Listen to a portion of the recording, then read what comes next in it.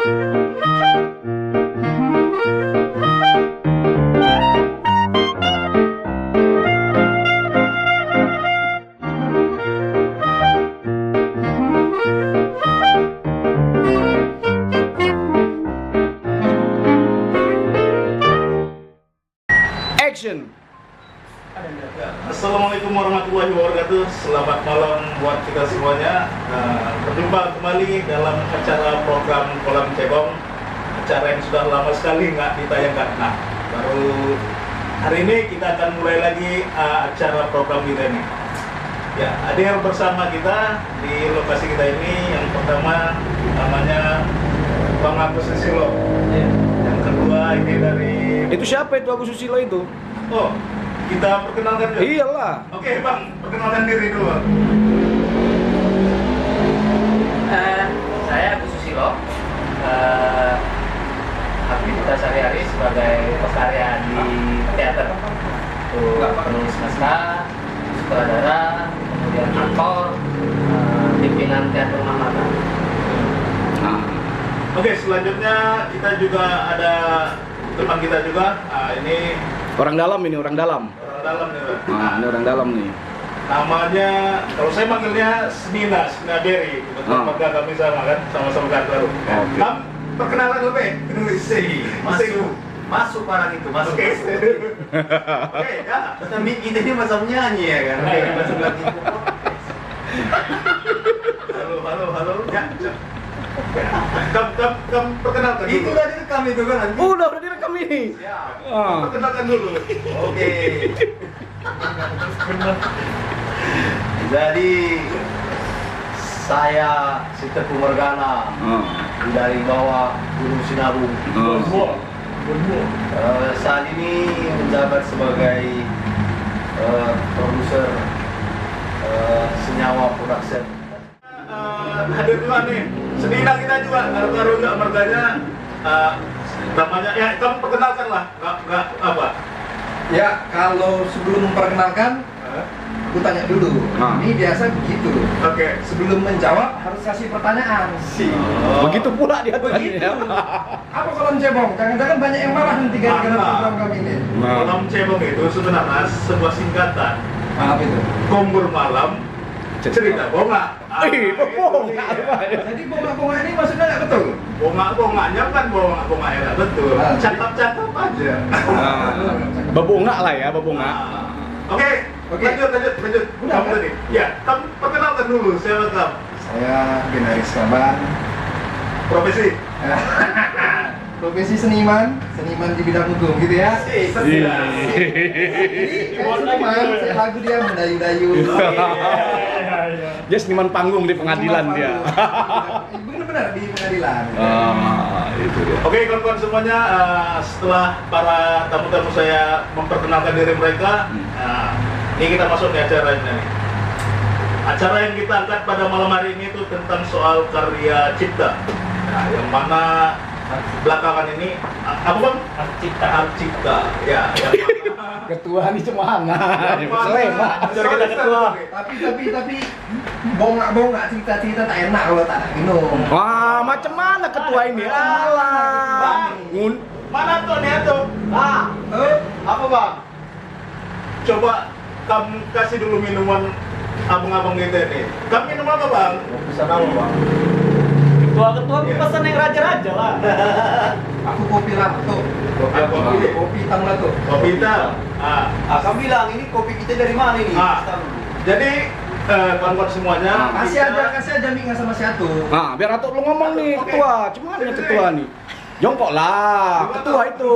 Aduh. Coba kau perkenalkan dulu nih produk kopi kita dari punya siapa nih? Ada kamera tuh. Biar masuk TV, Wak. Saya mau mulai dari mana ya? Kau Bilang dulu. jelaskan lah produk kopi kita nih Produk dari kopi kita dari RM Kopi Karo. Apa itu RM? RM itu nama pemilik kopinya. Oh gitu. Siapa namanya itu? Ramlan Meilala. Oh. Iya. Itu kopi karo ya? Itu asli kopi Karo. Oh, kalau udah asli udah lah, nggak usah didebatkan lagi ya kan? Ya, betul. Ini gua terlalu lama sini, banyak kan durasi kita. Nah, gua mau kopi dulu. Kopi apa nih tadi? Ya, nggak apa-apa tadi minumannya. Dapat aja tuh. Buat aja lah. Buat aja lah. Ah, Kopi lah, kopi hitam aja lah. Kopi. espresso. Andalan apa tuh di sini tuh? Espresso. Oh, espresso. Sampai Mainkan. mau yang dingin-dingin apa yang panas-panas? Panas, ya. Nah, kita di studio udah dingin gini gimana? Espresso. Oke kawan-kawan semuanya, tadi sedikit intermezzo tadi ya kan. Nah, lanjut kita akan membahas soal karya cipta. Oke Bang Agus, Abang kan seorang seniman, pastinya ada hal-hal yang berhubungan dengan karya cipta. Ya. Dalam hal ini Abang kan seorang seniman teater ya. Nah, Bang, di dalam teater itu ada nggak karya cipta kita yang apalah yang salah gunakan nggak, atau misalnya Dicontek ya ketua ya. contek gitu? Oh. Nah, tuh, jelasin. Kalau pengalaman pribadi saya itu, pengalaman pribadi aku ya, ada satu naskah itu naskah monolog, judulnya Pohon Tanpa Daun. Itu dibuat di 2005. Ketika dimainkan, saya mainkan, itu masih nama saya itu di naskahnya. Kemudian ketahuan itu di 2015-an gitu. Tiba-tiba naskah Pohon Tanpa Daun itu berubah judulnya Pohon Tanpa Akar. Tapi isinya itu 100% itu Pohon Tanpa Daun, dan namanya itu bukan nama saya, itu Maila. Nah, ketahuannya itu saya buka websitenya Bank Naskah, kemudian saya mencoba cari tahu, minta tolong kawan-kawan yang ngerti ya tentang IT ini, tentang bagaimana kok bisa berubah. Tapi ketika dicari sama kawan-kawan juga, itu blognya Maila itu kan Bank Naskah ini ngambil dari blog seseorang. Itu udah nggak ini lagi, Maila itu udah nggak aktif lagi atau bagaimana gitu sampai sekarang. Dan rencananya memang ini Pohon Tanpa Daun ini akan saya produksi ulang. Kemudian akan saya buatkan naskah sampai bisalah si Maila ini bisa muncul, itu ya satu.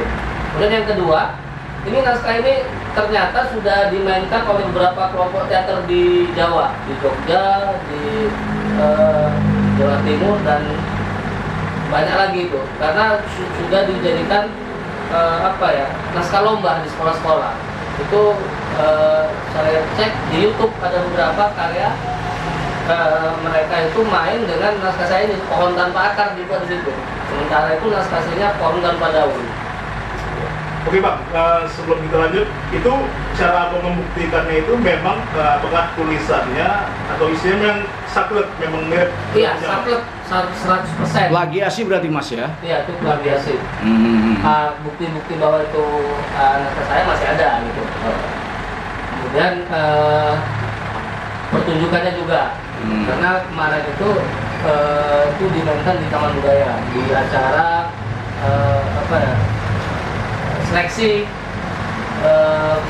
seleksi monologer yang akan main di Jakarta. Kebetulan saya kalah sama Aisyah Basar, dia bawa naskah Bintang. Oke Bang, tapi itu kan kejadiannya, itu kan karya yang Abang ciptakan tahun 2005, lalu dimainkan itu tahun 2015. Artinya sudah 10 tahun. Dimainkan itu di sekitar tahun 2000-an 10-2009.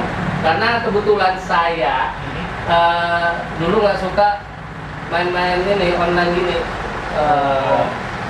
Saya mulai pakai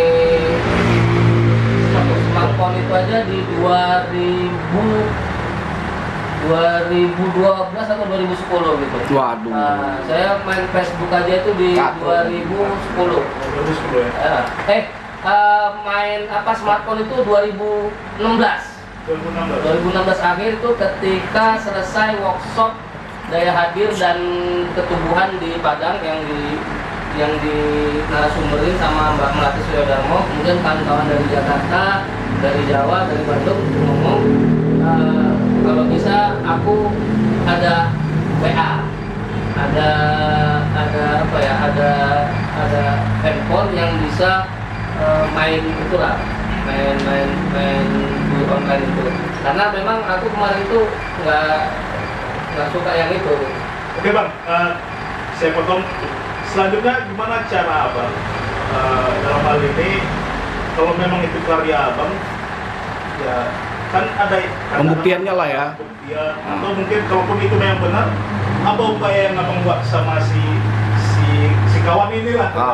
Sampai sekarang memang aku lagi menelusuri si Maila itu, blog-blog dan orang mana bang? itu yang nggak tahu, karena sejarah di penulisan teater itu nggak ada yang namanya Maila. Kita cek, karena kan teater di Indonesia ini kan gampang aja bisa ngeceknya itu. Kita coba dicek di wilayah Jawa, Sumatera, itu nggak ada penulis naskah yang bernama Maila. Nah, beberapa kawan di luar itu curiga bahwa Maila ini adalah sosok yang mungkin dekat sama saya gitu.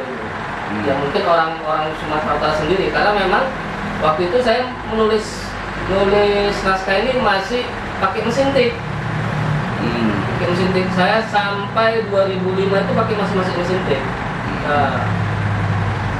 Oke. Kopi lah dulu ketua. Apa? Kopi. Ya mana kopi kita di radar? Itu dia. Oke, sebelum kopinya datang, kita beralih obrolan kita ke selina kita Pemberi Panas Teduh. Oke. Oke, iya. Ini dia sedap tewangi itu. Terasa betul wangi ya. Halo, sih. Jadi Bang, minum dulu. Ini kita cek kopi karo ini. Ini asli racikannya dari kopi karo dari gunung ini. Dari Atok. Ini kameramen ya. Dan yang racik. enggak, situlah ketua kita lah. Aduh. Mana aja? Taruh sini aja. Enak-enak. Mantap. Tuh, ini utang dulu. Nanti Ketua mesti kali ngomongnya ketua. Aduh, ampun kita ketua. Jangan gitu. Jangan lagi tuh ketua. Aduh. Cuma budgetnya murah ini, jadi Iya. Aduh, ketua jangan curhat lah. Ampun kita. Jangan terlalu didramatisir. Enak. Yang mana tadi? Oh, dari. Enak. Oke, kita sambil Sambil lanjut. Oke, jadi Tam kan dikenal juga nih sebagai seorang produser. Jadi soal karya cipta ini gimana dulu dari pandangan produser dulu lah ya? Prosuder. Memang kita pernah mencoba produksi film di tahun dulu lah ya. 3 tahun yang lalu, berjudul film Jandila Suro. Itu film Dan rasaku fenomenal itu. apa ya, ini film pertama kali produksi lokal yang masuk di era milenial maksudnya ya. Kalau di tahun 73 dulu ada film daerah, ada film Karo yang berjudul Pisau Surit 73 kalau nggak silap, yang diproduksi waktu itu dan ditayangkan di bioskop. Di era milenial ini, kalau kita bilang generasi Z ya kan? Ya. Ini kan yang terbaru hari ini menjadi film pertama kali yang diproduksi oleh orang lokal dan pemainnya juga lokal, sutradaranya juga orang lokal, dan ditayangkan dalam bioskop. Acting ada juga sih, acting orang lokal juga gitu. Orang dalam juga. Orang dalam, iya. Jadi sampai hari ini memang kalau menyandang status produser masih grogi sebenarnya. Tapi tidak apa-apa, hari ini kita sudah berada di Senyawa Production dan seperti awal tadi kita ya mudah-mudahan alam dan lingkungan merestui kita bisa memproduksi film lagi. Kalau pandangan saya begini, berbicara soal karya cipta ini sebenarnya bagaimana ya? Ada sisi positif yang bisa kita lihat. Yang pertama bahwa ketika para kreator, katakanlah, ini kan sebenarnya menjadi polemik hari ini adalah antara pencipta lagu dan penyanyinya, antara pencipta lagu dengan produsernya, antara pencipta lagu dengan penggemarnya, antara pencipta lagu dan apa istilahnya ya, medianya. Katakanlah misalkan begini, hari ini sebenarnya yang fair ada media YouTube, ya, ada media YouTube di mana ketika hasil karya cipta kita daftarkan dalam bentuk publisher, maka YouTube lah yang akan menghitung kira-kira berapa kita punya hak.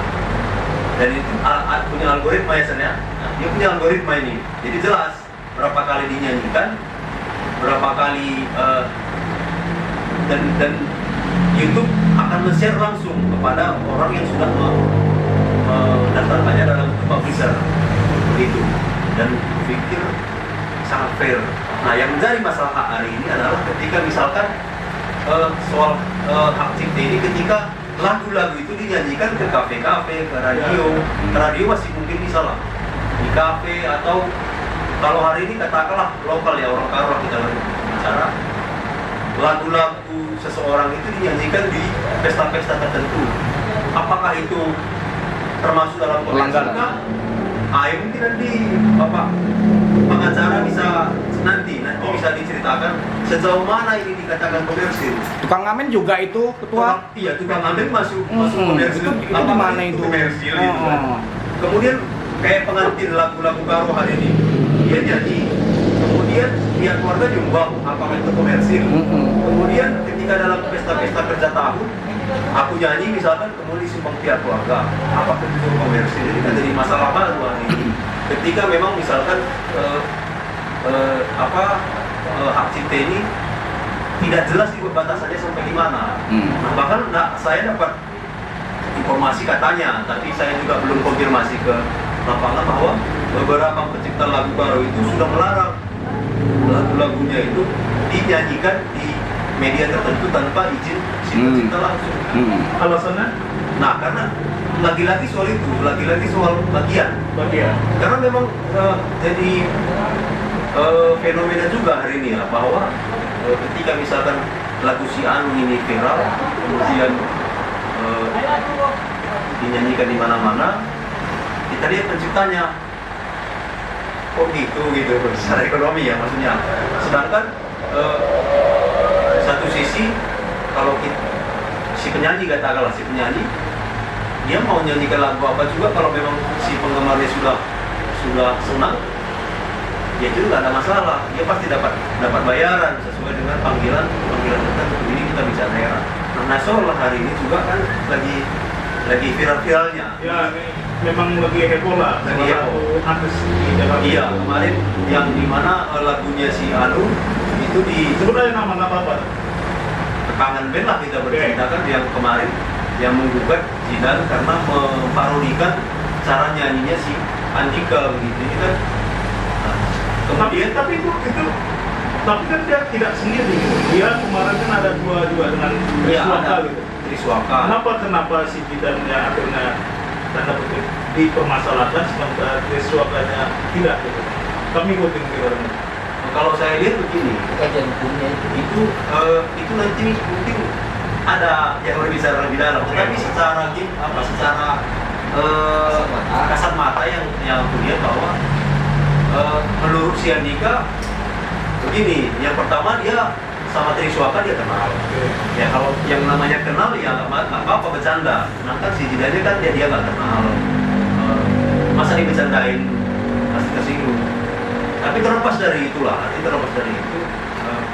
ini mungkin ada nilai plus minusnya ya, baik bagi si Jidannya, baik sama si Andika Kangen Band. Nah, mungkin kalau kita lihat ya bisa kita nilai lah nanti di lapangan hari ini bagaimana. Nah, tapi rasaku begini, soal masalah hak cipta ini memang harus dibuat lebih rapi begitu, supaya jangan nanti ke depan ada chaos, ada masalah baru lagi. Jadi memang kan ada kan dilindungi kan, hak cipta itu ada undang-undangnya. Iya, dilindungi. Artinya kan begini, sebenarnya kan ketika kita punya karya, itu kan seharusnya kan didaftarkan ke AKI. Ya hak itu sudah dari dulu memang. Hak itu hak kekayaan intelektual itu memang dari dulu ya. Baik itu lagu, baik itu dalam apapun itu. Cuman kan hari ini masalahnya kenapa ini ada ketika misalkan karya kita ini tidak terdaftar di mana-mana, tetapi suatu tempat dia menjadi terkenal dan menghasilkan uang. Bagaimana ini cara membagi-baginya? Problem juga. Problem ini jadi masalah ini, jadi problem ini kan. Problem terutama sama kami penulis. Pencipta lah ya. Pencipta. Kan dengan kabar itu satu karya, misalnya satu karya misalnya puisi atau satu naskah itu untuk mendaftarkan ke Haki itu kan butuh dana. Oh, jadi kita perlu mendaftarkannya juga pakai dana? Iya. Iya, itu masalahnya di situ kan. Pakai dana dengan kabar gitu sampai sekitar 600.000 atau berapa gitu satu karya. Satu puisi misalnya. Oke. Satu puisi misalnya. Atau satu karya naskah drama. Sementara kita ini tahulah kalau kawan-kawan di seniman teater ini kan cuma mereka kaya dengan gagasan aja.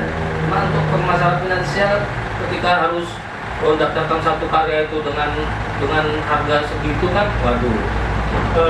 Bang Agus mendaftarkan karya-karya itu kita dapat info dari kawan-kawan yang sudah pernah mendaftar itu, dia harus bayar juga untuk mendaftarkan. Pertanyaan saya tadi, Bang Agus selaku seniman sampai sekarang belum, kalau ditanya sudah mendaftarkan nggak ke Haki, belum gitu. Artinya nanti bisa saja karya aku nanti diklaim. Karena memang kan karena kita kan selama ini kan di sini kan ini malu gitu kalau karya orang kita bilang karya kita gitu.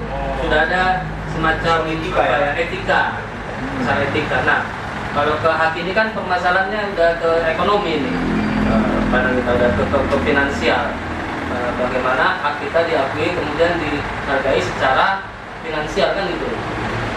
Nah, aku nggak tahu apakah memang benar itu sampai daftarnya itu segitu gitu, seharga itu. Nominal itu Bang. Nominal harus kita nyiapkan satu puisi, bayangin satu puisi harus daftarkan itu dengan harga segitu, satu naskah dengan harga segitu kan, waduh, atuh kita. Oke, tadi kan kita sudah mendengar nih dari Bang Agus ya selaku seniman, dari Sedina Mary selaku produser. Nah sekarang persoalan ini kita akan tanyakan dari sisi hukumnya. Nah, jadi coba kamu jelaskanlah selaku praktisi hukum. Ya, pertama gini, kita bicara hak cipta memang itu bagian dari sub atau bagian khusus dari apa yang kita kenal dengan haki, hak atas kekayaan intelektual atau hak cipta intelektual. Jadi dalam haki itu bungkusan yang besar yang khususnya itu ada hak cipta, ada hak paten, ada hak merek, ada hak dagang, ada hak desain industri. Banyak ya? Nah, masing-masing bagian itu diatur undang-undang tersendiri gitu. Tapi khusus untuk hak cipta yang kita bahas saat yang disampaikan Mas Agus sama Bung Beri, ini kaitannya memang erat dengan yang disebut nilai moral ataupun nilai ekonomis. Jadi tadi kalau Mas Agus bilang kita sebagai seniman ini tidak memikirkan atau malu kalau pakai karya orang lain, ya karena itu ya harus dilindungi. Karena nggak semua orang punya rasa malu. Iya, iya. Kalau kemaluannya bisa ditutupi, tapi rasanya nggak ditutupinya. Itu pula dia ya. Maka itu negara membuat undang-undang untuk melindungi nilai-nilai tersebut.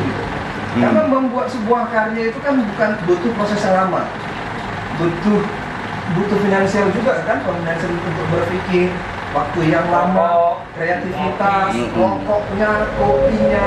Nah, kamu bisa nggak jelaskan itu bagian perlindungannya itu di dalam undang-undang kita itu di pasal mana atau apa gitu? Itu tadi kan dia kan hak cipta undang-undangnya sendiri tuh. Undang-undang saya juga tak terlalu hafal lah ya. Ada hak paten, hak merek dagang, hak di tata letak industri misalnya kan. Itu undang-undangnya ada dan revisinya juga ada, pembaruannya juga ada.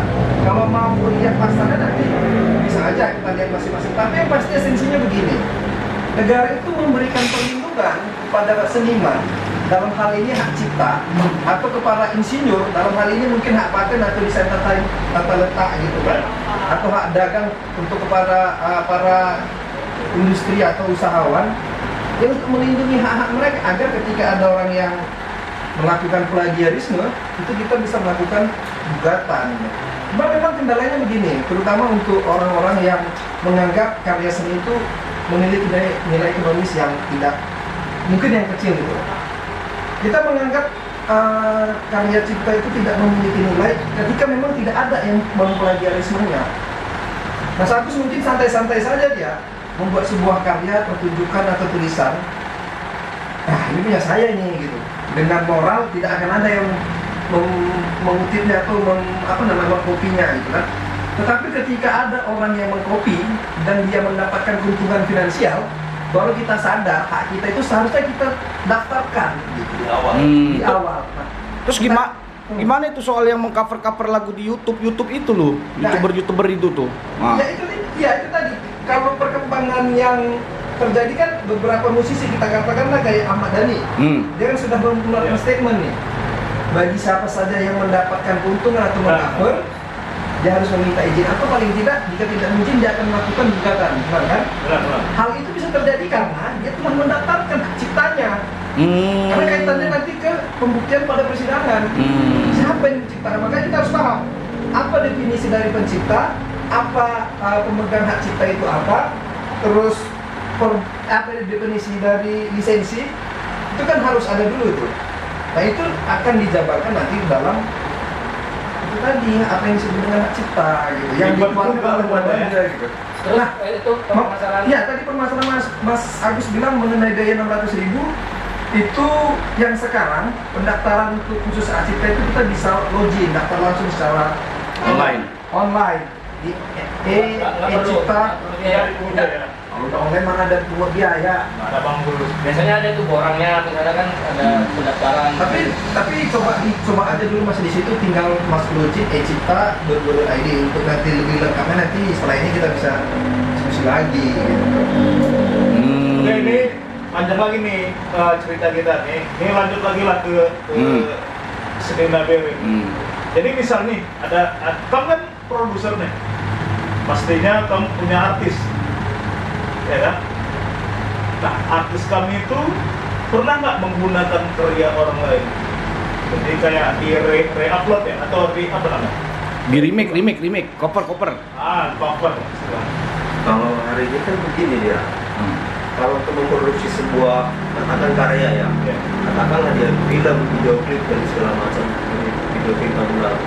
Sebenarnya kan sebelum ini diproduksi kan ada ikatan kontrak. Jadi setiap talent ataupun yang mengisi dalam produksi film ataupun punya perjanjian khusus. Misalkan si talent dia hanya akan berhak sampai di mana dan akan dibayar sekian misal ya.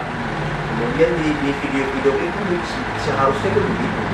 Jadi ketika misalkan kan dalam memproduksi katakanlah kita bilanglah film kan hari ini banyak itu unsur di dalam itu kan misalkan ada produser, ada eksekutif produser, kemudian ada sutradara macam-macam kan, masing-masing kan sudah punya tugas kan begitu. Tetapi memang dalam produksi sebuah katakanlah karya itu kan tanggung jawab berat itu kan ada di produser. Makanya produser lah yang akan bertanggung jawab penuh sebenarnya begitu. Makanya kan saya bilang tadi untuk membuat sesuatu memang di depan itu harus ada kontrak ya, dan dalam kontrak itu kan kita buat batas tertentu. Nah video klip pun seharusnya begitu supaya nanti begini, ini kan jadi kalau beberapa video kita lihat kan misalkan ada juga di dalam ya arranger haknya sampai di mana kan, si penyanyi haknya sampai di mana, Pemain musiknya. itu arranger ya bisa pemain musik di bawah arranger. Nah, jadi dia kan sudah punya batas tertentu. Artinya kalau secara katakanlah bahasa simpulnya secara teknik lah kita bilang. Misalkan kalau kamu sebagai produser, kamu punya talent, punya artis. Kalau ingin membawakan lagu, misalnya karya Bang Agus, saya pihak kamu mendatangi Produser harus izin. kepada si penyanyi, pencipta lagu atau produser. Makanya begini, supaya tidak menjadi chaos. Ya. Sebenarnya kan sama aja kayak apa yang sudah disiapkan oleh negara hari ini, oleh pemerintah hari ini, kan sudah membuat sebuah lembaga. Contoh menurut saya begini, tidaklah elok misalkan ketika si penyanyi akan berurusan langsung dengan si pencipta. Makanya di dalam itu kan tadi sudah aku bilang, untuk memproduksi sebuah video klip misalkan, produser lah yang bertanggung jawab kepada penyanyinya, kepada si pencipta. Dialah yang akan membayarkan royalti kalau misalkan fee ya fee gitu kan. Ya berbeda ya, royalti dengan fee itu berbeda. Royalti kan batasannya berapa? Ya kan, kalau royalti itu dia nggak sekali bayar, dia akan berlanjut terus sepanjang karyanya ini masih berjalan, nanti dia masih mendapatkan royalti. Kalau fee itu sekali bayar. Nah, yang menjadi masalah hari ini kan ketika misalkan ini tidak dibuat rapi, ini kan bisa chaos antara penyanyi dengan penciptanya. Begitu. Kenapa begitu? Kalau bisa kan saya bilang tadi, bagaimana lah caranya kita tahu si penyanyi ini menyanyikan lagu-lagu tertentu dalam sebuah acara tertentu, berapa kali nyanyikan. Nggak ada hitungannya ini. Makanya kan dalam aturan pemerintah hari ini kan dia sudah menyiapkan sebuah lembaga kalau nggak salah saja. Makanya nanti pihak kafe atau resto lah yang akan membayarkan kepada lembaga tersebut, dan lembaga itulah yang akan membayarkan kepada pencipta.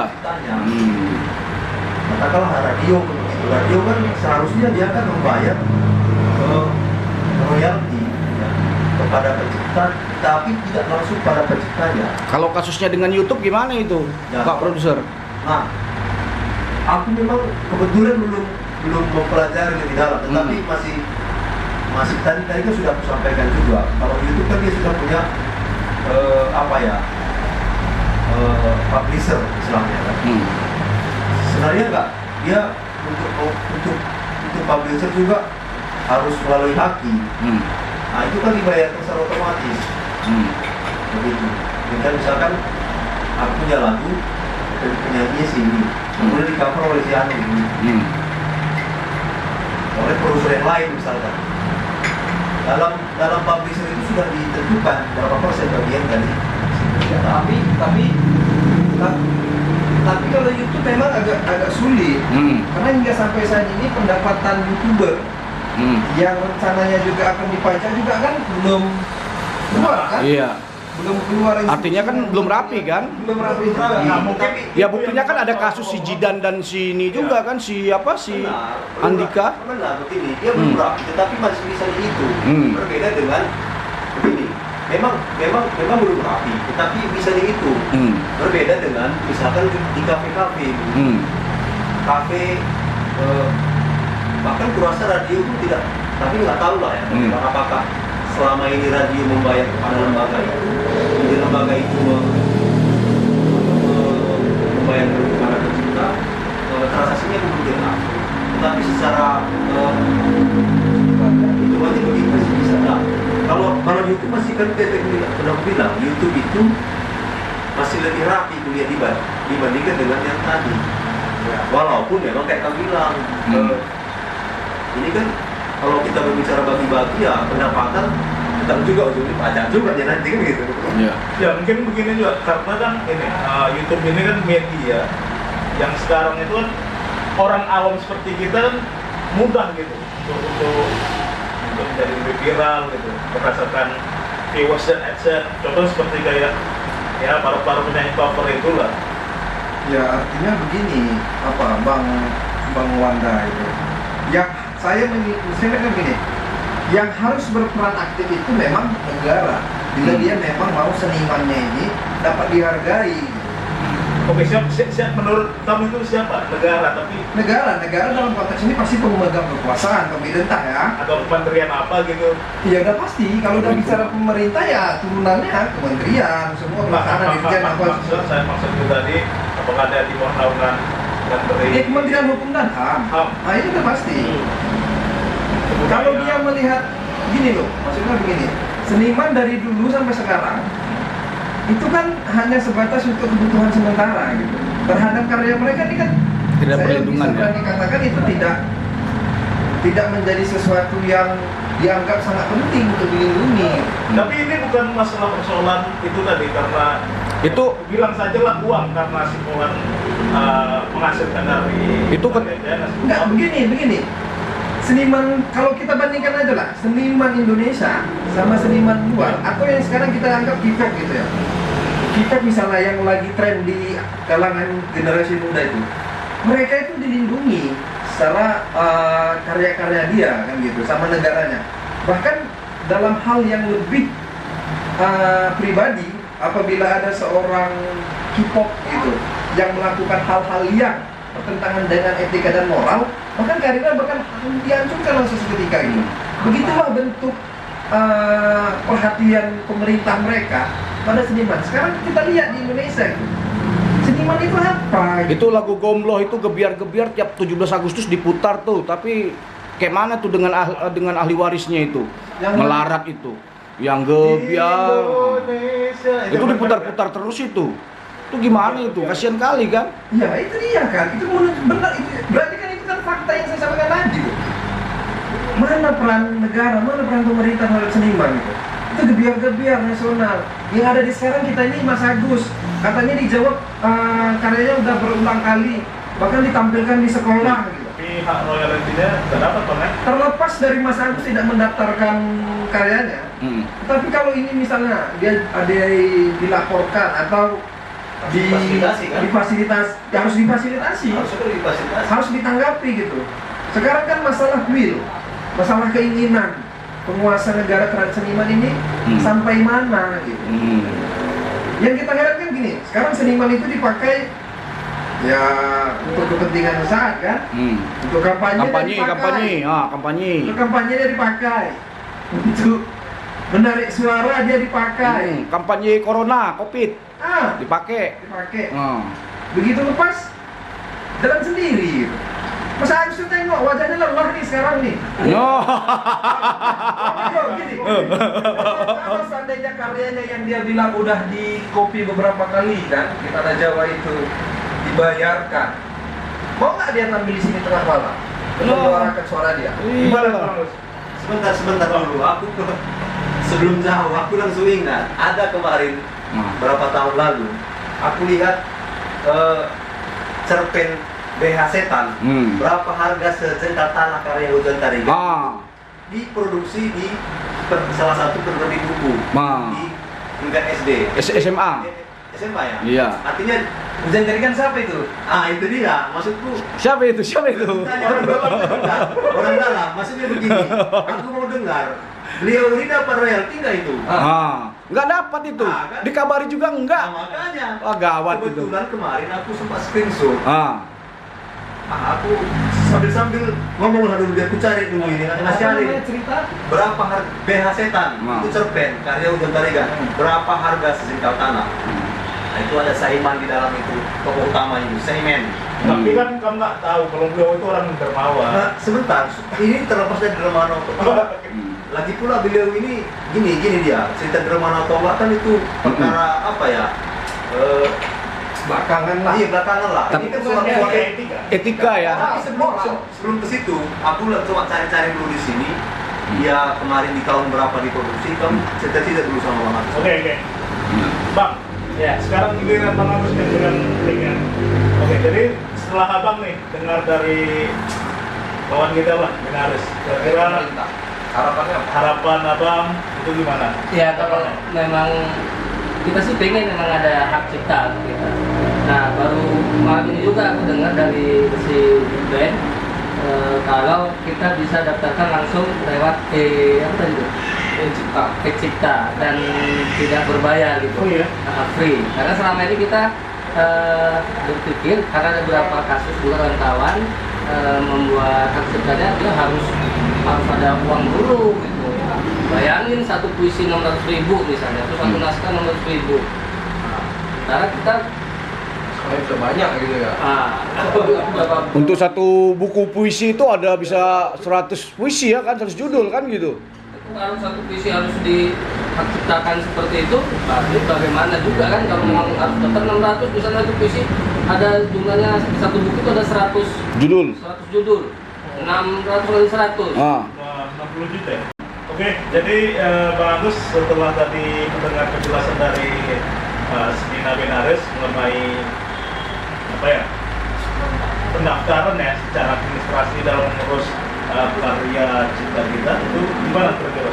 Ya, secara pribadi saya lah ya sebagai pekarya, memang kalau ada kemudahan membuat hak cipta ini ya bersyukur kali. Karena selama ini kan memang kita, saya sendiri ya sebagai pekarya, untuk mendaftarkan itu kan karena dengar kabar harus menggunakan biaya segitu besarnya, agak repot juga kan. Satu puisi misalnya 600, buat buku puisi misalnya dalam satu buku puisi itu ada 100 puisi, 600 kali 100, 60 juta gitu. Nggak laku lagi ya kan? Nggak laku lagi. Waduh. Kemudian buat naskah drama lagi yang memang naskah drama yang kita misalnya mainkan di panggung itu nggak ada ininya kan, nggak ada budgetnya gitu. Kadang-kadang pun ketika kita membuat karya itu nggak dihitung itu naskah gitu, untuk budgetnya gitu. Nah, harus mendaftarkan hak cipta harus segitu tingginya. Kalau memang benar yang dibilang si Ibet, karena memang aku kan agak kurang ini nih, kurang ikuti yang Pendapatnya kata gimana? saya bilang itu lagi. Ya alhamdulillah lah kalau memang sudah terbuka seperti itu, kita bisa langsung mendaftarkan dan tanpa harus mengeluarkan dana yang menurut kita tuh besar, ya keren juga lah.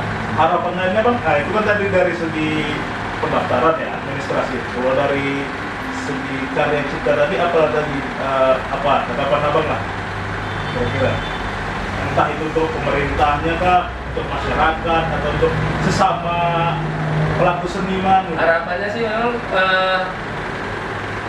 ya kita karya-karya kita ini memang selain dihargai misalnya izin, kalau misalnya karya kita mau digunakan ya adalah apa namanya sun apa namanya salam tempel lah istilahnya, yang memang itu sebagai bentuk apresiasi. Ini bukan soal Bukan nilai. soal nilainya, tapi apresiasi bagaimana masyarakat menghargai karya intelektual kita, bagaimana negara juga bisa melindungi karya-karya intelektual kita gitu. Dan selain tadi yang bilang si Ben tadi, selain ada nilai moral apa namanya, ya nilai moralnya juga ada nilai finansialnya kan di setiap karya itu. Tapi begini mas, meskipun pendaftarannya telah dipermudah melalui website gitu kan, jika memang nanti dalam pendaftaran itu ada biaya pembayaran, paling tidak ini para pekarya dapat menyiasatinya kan. Tadi kalau dibilang per satu puisi didaftarkan, ya paling tidak nanti bisa dihimpun aja dulu. Jadi satu buku ya. Dijadikan satu buku. Jadi buku itu Baru aja yang didaftarkan, gitu.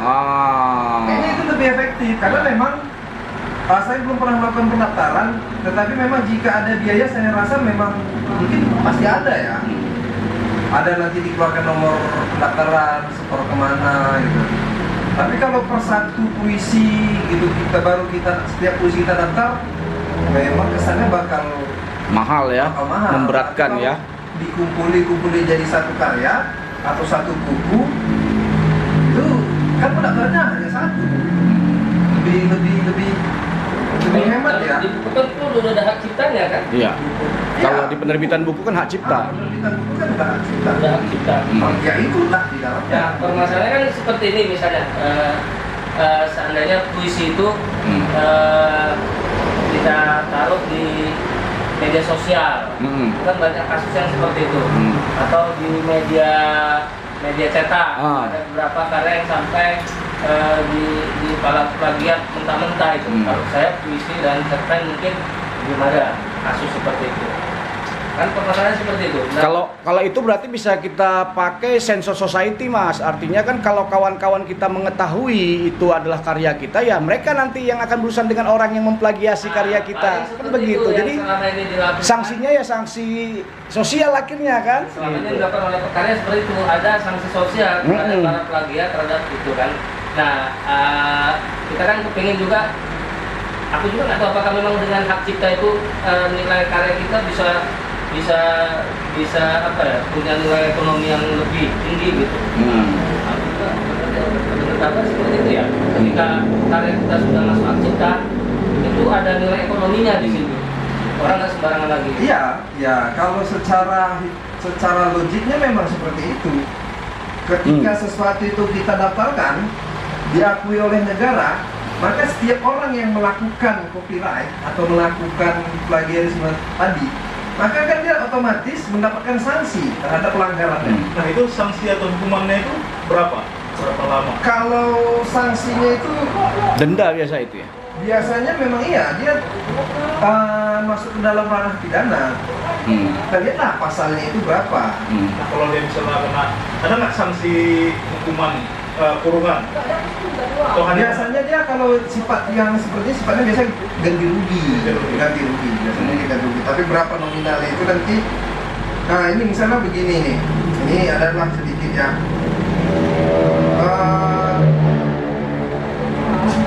Pelanggaran hak cipta, pasal 44 ayat 1 Undang-Undang Hak Cipta. Ini di sini sebutkan penggunaan, pengambilan, penggandaan atau pengubahan ciptaan baik sebagian maupun seluruhnya tidak dianggap sebagai bentuk pelanggaran hak cipta. Ya apabila sumbernya disebutkan secara lengkap. Nah, terhadap itu kan ada pasti jika tidak disebutkan saja siapa penulisnya itu saja sudah melanggar hak cipta. Terhadap berapa dendanya kita lihatlah sama-sama, nggak mungkin juga secara terhafal semua kan gitu. Tapi pasti ada. Apakah itu sanksinya kurungan atau denda atau ganti rugi? Tetapi saya yakin lebih bersifat kepada ganti rugi pada penciptanya. Dengan catatan memang dia telah terdaftar. Tapi ini balik lagi kita ke awal ya. Misalnya ada satu kata, katakanlah sebuah kata. Ini kan bakalan ini yang kenapa dia jadi viral karena katakanlah yang satu orang besar dan satu orang yang mau besar. Misalkan katakanlah misal saya sendiri tuh mau nyanyi kayak bilang seminar tadi. Kalau mau nyanyi nih di kafe-kafe menggunakan lagu orang tertentu. Siapa sih Wanda misalnya gitu? Kan nggak ada juga orang yang bakal menuntut. Nah begini, ini sebenarnya kalau kita lihat itu undang-undang cipta ini kan masuk ke dalam cipta kerja. Yang undang-undang cipta kerja ini berdasarkan putusan MK untuk diperbaiki dalam 2 tahun ke depan. Dengan putusan itu kan nantinya kita balik kan di dalam undang-undang cipta kerja tersebut memang ada disebutkan bagi orang yang menyanyikan baik itu dalam undangan dan dalam kafe-kafe Termasuk ngamen ya. termasuk ngamen harus bayar kan itu kan belum itu atau itu dan itu kan yang di demo sama Iya, mahasiswa kan iya, karena iya. terlalu mengada-ngada terlalu dibuat-buat gitu kan. Nah dikarenakan undang-undang cipta kerja ini berdasarkan putusan MK itu dibatalkan untuk dirubah selama 2 tahun, otomatis kan kita kembali nih undang-undang yang lama, undang-undang nomor berapa, undang-undang tentang hak cipta kerja, tentang hak cipta. Jadi yang Bang Wanda bilang kan itu ya nggak bisa kita ukur, karena kan nggak diatur tuh dalam undang-undang cipta kerjanya definisi perbuatannya itu gitu. Tetapi begini, kita tetap bisa menggunakan undang-undang itu ketika kita yang merasa dirugikan melakukan gugatan gitu. Si pencipta atau pemegang hak ciptanya. Lah kalau kayak Mas Agus gimana gugatnya? Namanya juga nilai itu entah siapa, hantu belau, nggak Ya, tahu. Itu memang itulah menjadi kendala. Pertama kendalanya dalam kasus Mas Agus ini nggak terdaftar gitu. Bagaimana membuktikan kalau ini karyanya? Nggak terdaftar kan? Makanya kalau kita lihat dari Tapi kan sudah diakui oleh beberapa teman-teman dia di komunitas teater, Bang Ben. Iya, tetapi kan hanya sebatas lisan. Dalam proses pembuktian itu bukti yang paling tinggi bukti tertulis, coba. Apa yang membuktikannya? Kalau Jadi, dia tidak misalnya memegang gini. lisensinya gitu. Misalnya gini, kalau kayak gitu ya, ada ini kan lagi musim ini buat karya taruh di Facebook, buat karya taruh di YouTube. media-media ya YouTube. Kemudian ini tak terdaftar nih, tapi ada jejaknya, ada bukti-buktinya bahwa itu adalah karya seseorang, dicampur sama orang.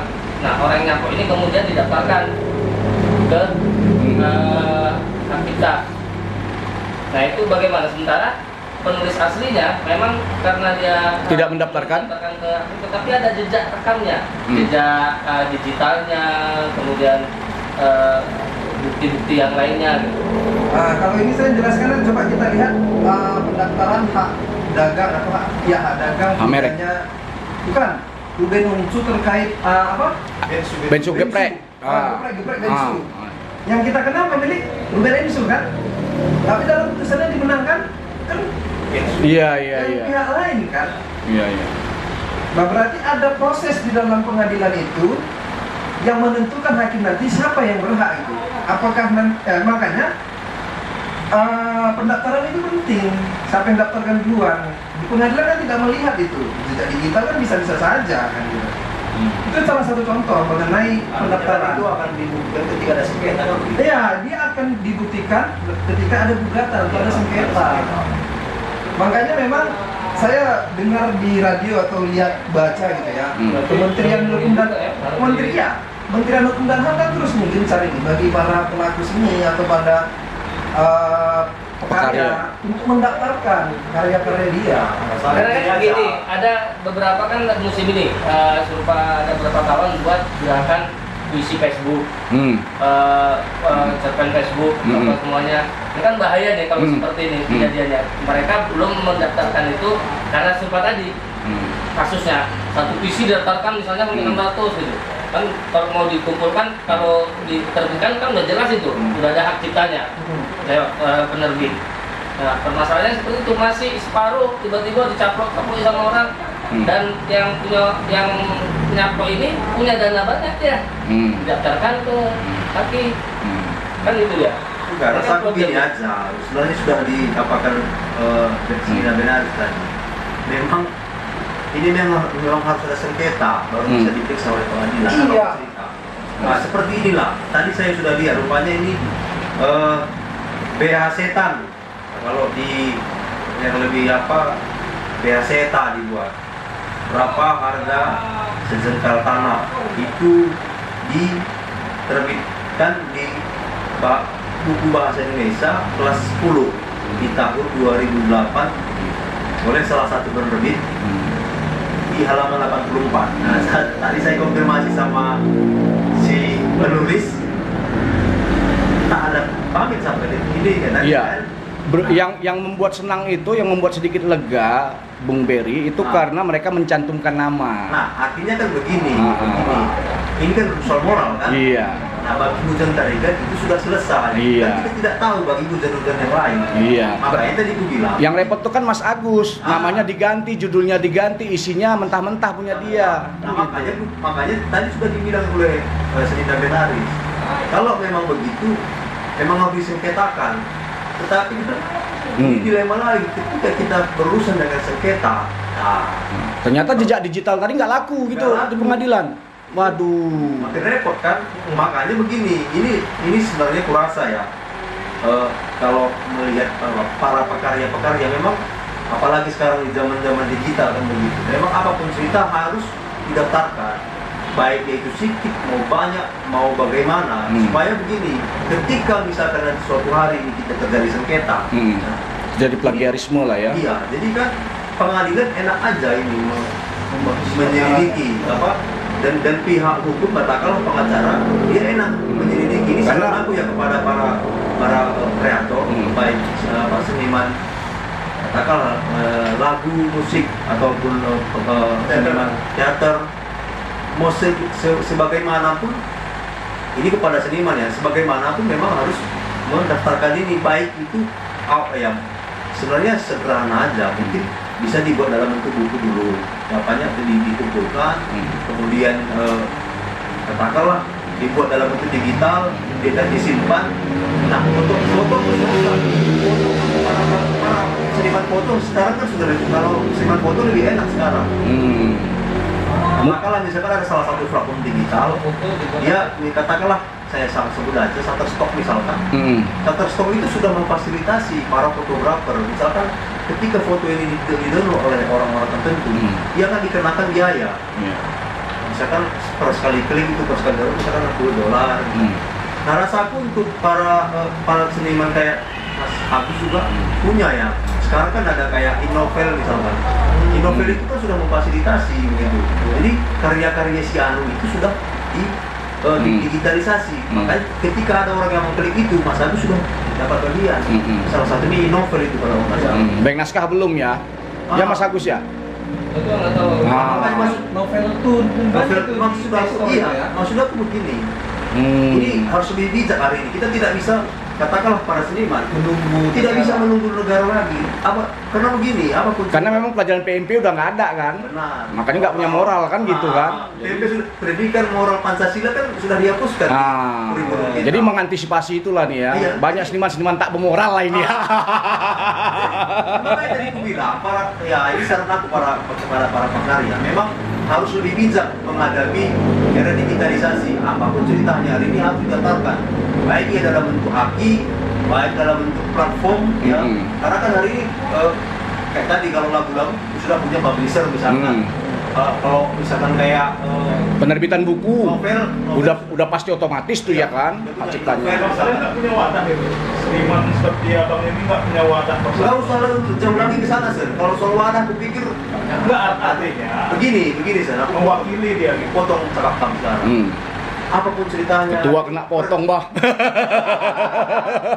Kita baik-baik. Namanya kolom cebong. Maksud aku begini, baik dia kita katakanlah dia katakanlah komunitas apapun itu. Lagi-lagi perjuangannya harus begitu. Dia tidak bisa lagi ayo kumpul yuk kita buat itu, enggak begitu. Harus sekarang kan sudah difasilitasi kan tadi itu bilang foto itu ada Shutterstock dan lain-lain. Novel itu ada Innovel misalkan. Nah kayak Mas Agus kalau dia punya naskah harus dicari lagi platform digitalnya. Itu sudah punya publisher. Kayak itu drama segala. Makanya aku bilang begini sebenarnya zaman ini ya digitalisasi hari ini sudah memberikan fasilitas. Tinggal bagaimana sinerginya. Negara harus punya peran kayak bilang seniman Ben tadi. Senimannya juga harus berperan aktif begitu. Jangan menunggu lagi. Jadi gini, Rasa aku begitu. contoh, tadi kan ada di pasar itu seluruh atau sebagian. Itu kan masih berlaku mungkin di lagu ya, atau di musik. Ketika ada di musik mungkin ada berapa part atau berapa bar lah. ada berapa bar diambil itu udah masuk Ya. plagiat ya. Lagu misalnya, ada misalnya tadi kasus Andika dengan Jidan. dengan parodi itu. Nah, ini juga kita nggak tahu nih di misalnya di teater nih. Ada beberapa gimmick atau beberapa adegan dalam pertunjukan itu yang udah milik seseorang. Misalnya contoh karya seseorang memerankan tokoh. Dia sudah punya karya lewat bahasa tubuhnya, lewat geraknya, lewat ucapannya. Kemudian ini ditiru sama orang. Gerak tubuhnya ditiru juga sama orang. Kemudian cara dia ngomong juga ditiru sama orang. Kalimat-kalimat juga ditiru sama orang. Kayak yang kemarin sempat ribut di Instagram tuh ya lah ya, Mak Betty sama siapa tuh? Yang sempat ledek-ledekan. Siapa? Mak Betty dan Mak Gardam. Mak Gardam lah ya, mak-mak lah ya, biasalah mak-mak tuh. Ya, itu urusan mama lah itu. Ya urusan mak-mak lah ya. Itu masuk nggak ke pelanggaran hak cipta itu? Urusan mak-mak nih Bang Ben. Iya, di pasal 12 ayat 1 Undang-Undang Nomor 19 2002 drama musikal, tari, koreografi, pewayangan dan pantomim itu dilindungi. Nah, koreografi itu termasuk kan? Nah, berarti apa yang Mas sebutkan itu ya memang dilindungi, gitu, termasuk.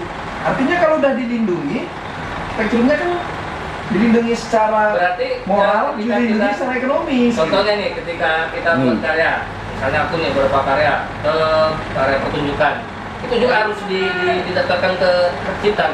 Ya iya, masalah kriteria itu tadi. Mas coba aja dulu daftar. Yang saya bilang yang saya ada juga nih. Gini, masuk kita ke situs Cipta kan. Nanti ada registrasi, ada login, mengunggah dokumen gitu. Oh, ada melakukan pembayaran, proses pengecekan, baru nanti approve atau sertifikat dapat dulu. 500.000 katanya. Ya itu tadi kan 500.000 kan kalau hitung-hitungannya per puisi iya mahal. Tapi kalau dia dijadikan satu Bundelan ya. bundelan kan nggak jadi mahal. Karya misalnya, karya pertunjukan. Yang kita buat karya itu, misalnya di teater ini, kadang-kadang kita buat karya, jangankan untung, nggak rugi aja tuh alhamdulillah. Nggak rugi. Makanya Nah, begini ini Bang gimana nih sampai misalnya daftar sampai 500, ini kan jadi polemik. Enggak, begini dia Bang Agus. Makanya kan sebenarnya sudah punya kamarnya semua ini. Kan saya sudah bilang para pekarya itu harus lebih proaktif. Nah, urusan masalah event seperti itu kan bilang udah serahkan aja lah sama event organizer. Makanya begini, jangan sampai yang menjadi masalah adalah ketika pekarya double job sebagai event organizer. Ini bahaya lagi. Makanya aku bilang begini, yang pekarya aja. Kalau misalkan dia promotor atau event organizer saja. Makanya kan sudah punya kamar, produser aja gitu. Jangan rangkap. Yang jadi persoalan hari ini kan ketika rangkap-rangkapan. Makanya begini, ini lagi-lagi supaya begini. Jika misalkan Mas Agus fokus untuk karyanya aja, biarlah orang pihak tertentu yang akan mensengketakan jika misalkan ini perlu disengketakan. Iya, Jangan semua iya. dirangkul, karena Bang Agus juga punya keterbatasan loh. Maka kan tadi sudah aku bilang, semua harus proaktif. Jadi zaman hari ini memang menuntut spesifikasi ya. Spesifikasi. Jadi begini, kan jelas-jelas ya kalau kita nonton hari ini Avenger aja sudah spesifikasi kan, walaupun dia punya kelompok namanya Avenger, ya kalau Tony Stark dia akan berurusan, Iron Man. ya Tony Stark akan berurusan dengan Iron Man dan apa istilahnya, teknologinya begitu, dan dia bisa terbang, tetapi tidak bisa mengeluarkan jaring seperti Spider-Man. Sudah spesifikasi, dia punya masing-masing. Sesuai spek ya. Iya, Hulk itu kuat. Nah, siapa lagi? Thor dia punya palu. Artinya begitu juga dalam berkarya ini kan tadi sudah aku bilang semua punya spek. Bang Ben akan berbicara soal bagaimana masalah hukum. Produser akan berbicara bagaimana teknis memproduksi. Tapi memang repot juga, Bung, hari ini ya kan, ketika kita membangun tim dengan spek tertentu ya kan, tapi begitu ada ya katakanlah musibah gitu, karya kita diplagiasi.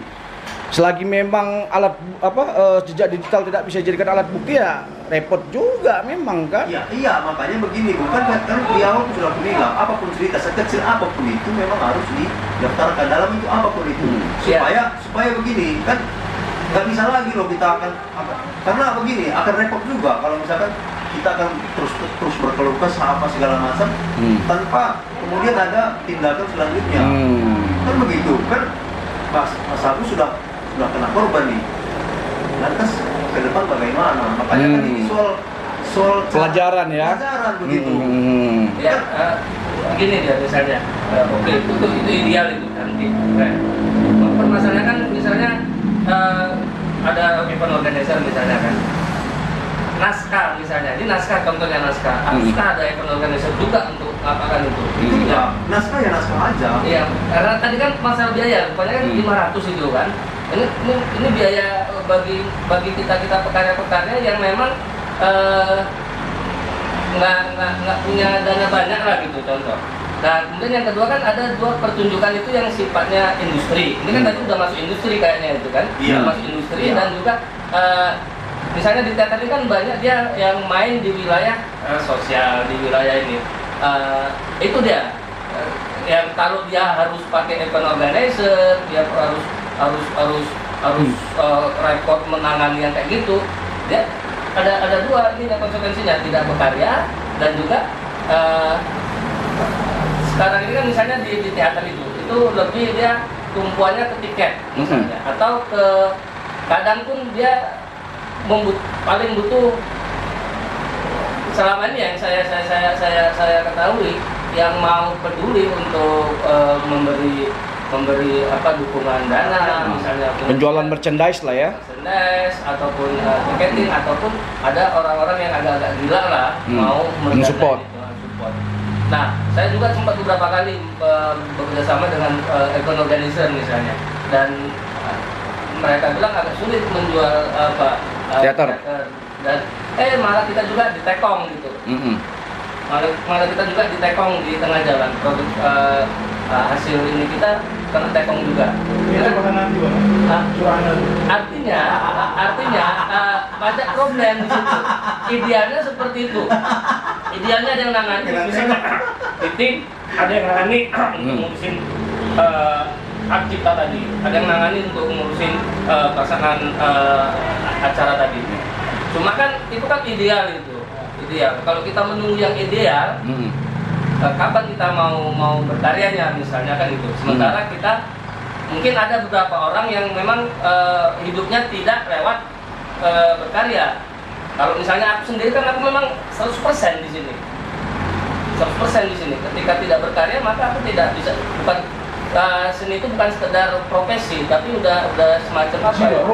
Udah semacam kebutuhan primer gitu. Yang memang kalau kita tidak berkarya, kita bisa Berkarya atau mati ya. Berkarya atau mati gitu. Berkarya atau nggak merokok gitu ya. Karya bukan nama partai kan? Nama partai berkarya.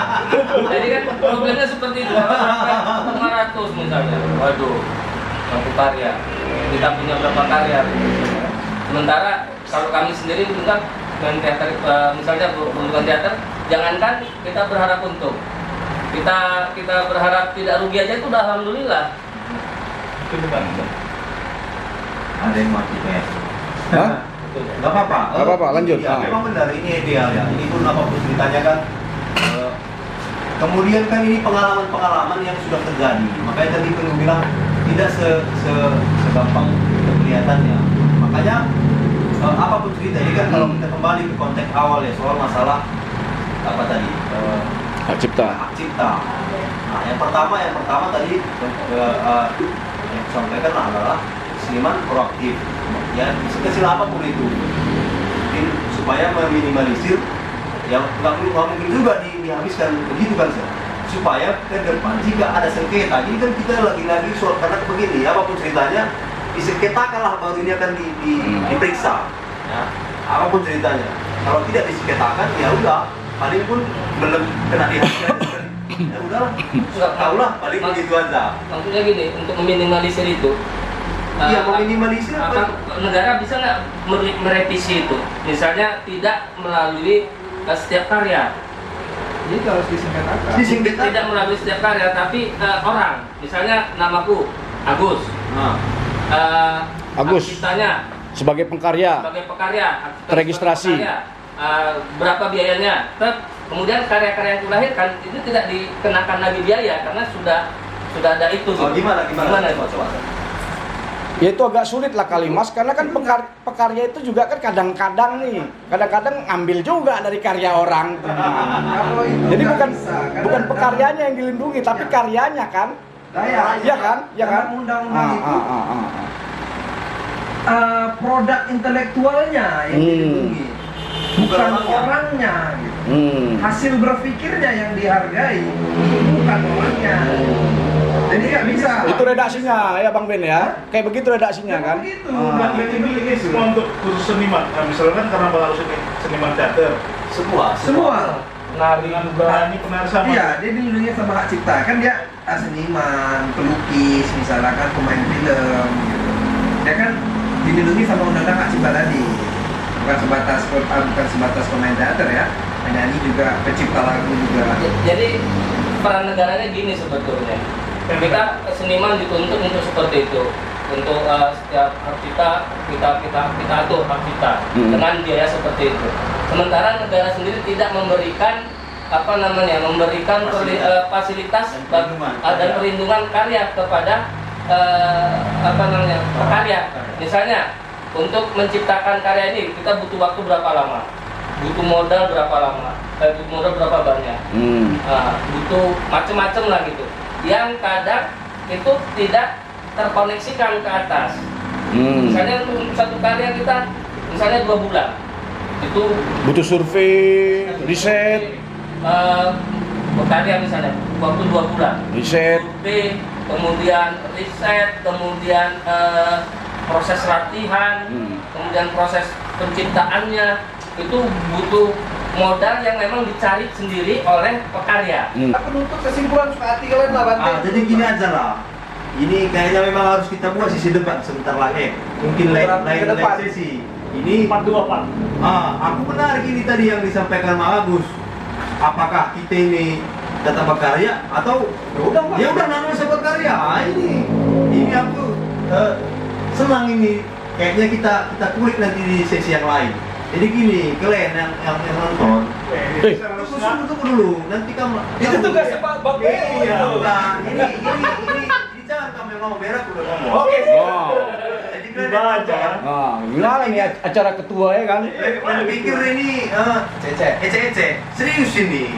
Tapi soal simpulan atau apapun itu, ini ada host. Apa sama tadi? Ketua. Ada host ini. Ini namanya kolam cebong kan? Tapi ini bukan ketua limpul, enggak. Ini kolam cebong ini. Jadi bebas suka keren lah. Mau ini keren anak pelajaran lah. Mau kalian ketawa, mau nggak ditonton pun suka keren lah. Semana? Kami yang tutup. Oke, selesai. Iyalah, itu Masih ada kata penutup dari Mas Agus. Bagus. Aku tadi Biar clear. supaya nggak ada nanti karena begini. Jadi timbang tinggi. Jadi timbang tinggi nanti di hatinya Mas Agus. Iya. Oke, untuk kawan semua, singkat aja nih ya. Masing-masing dari kalian memberikan apa lah. Oke, dari Bang Agus dulu. Closing statement. Kalau dari aku, harapanku sebetulnya diminimalisir lagi lah biaya untuk hak cipta itu. Kalau segitu itu kacau kali itu. Untuk kami ya, Tapi kalau untuk industri musik yang memang sudah punya ini, mungkin bisa ada masalah serupa si Ahmad Dhani apa tuh, mungkin itu receh. Tapi sama kami itu besar. Ya. Dan kalaupun dibuat seperti itu, adalah peran pemerintah untuk mensubsidi atau memberi biaya pembinaan kepada pekarya. Karena bukan hanya biaya hak cipta aja yang harus dipikirkan sama pekarya sekarang ini, pajak juga. Setiap kami buat karya itu sudah dihitung ada pajaknya, pembayaran. Misalnya dapat apa pajaknya udah sekarang kalau nggak salah 11% atau berapa. Tambah lagi dengan hak cipta, sementara kita dapatnya cuma berapa? Sedikit ya kan? Nah itu dia, pemerintah diharapkan Lebih berperan aktif Bang ya. iya, kalau bisa ada database lah, database Oke. pekarya. Oke. Lanjut nah, kamu dari Aku tadi udah, aku kan tengah bilang, aku suka kalian mau menyimpulkan ini apa? Ya, kalau aku setuju sama Mas Agus, yang pemerintah ya harus tanggap lah ya, terutama kalau dia disuarakan untuk wakil anggota dewan. Dia tingkat 2, di sini mana kota Binjai. Kota Binjai tingkat 1 provinsi. Atau Pusat. kepala daerah ya, wali kota, gubernur ya suarakanlah soal masalah Mas Agus. Ini Jangan sah ini, bahaya. jangan pemilu didatangi Mas Agus disuruh Siapa berkarya. pemilu? Begitu siap pemilu, suara-suara seperti ini dianggap sumbang. Suara sumbang. Dianggap suara sumbang. Jadi kalau saya memang pesan Mas Agus itu sangat untuk diperhatikan pada saat memangku kekuasaan. Hidup Baik di setia. tingkat daerah atau tingkat pusat. Mas Agus ya. Harapan saya sama Mas Agus. Saya juga seniman. Cuman layar kita beda. Oke, cocok. Oke, Ah. kita close ya. Cocok ketua, cocok. Kalau mau nutup depan kamera. Iya. Itu ya. Semua yang itu.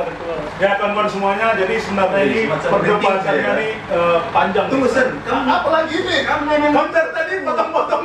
Oh, suka ini. Kamu ngomong itu macam masih tinju, jangan Oh, lagi. iya. Iya. Pembawa Iya. Wah, ketua ini, ketua. Kan dari tadi potong-potong aja. Sengaja, ya kan? Maksudnya gini, kamu kalau mau tutup jangan macam lagi di meja tinju, jangan. Takut orang nanti. Oke. Betul. Nah, jadi kawan-kawan semuanya, nah, ini sebenarnya masih panjang lagi nih perdebatan kita di malam hari ini, cuma karena keterbatasan. Kan debat ini. Apalah namanya? Kalau berdebat kan ada pihak. Oke, diralah.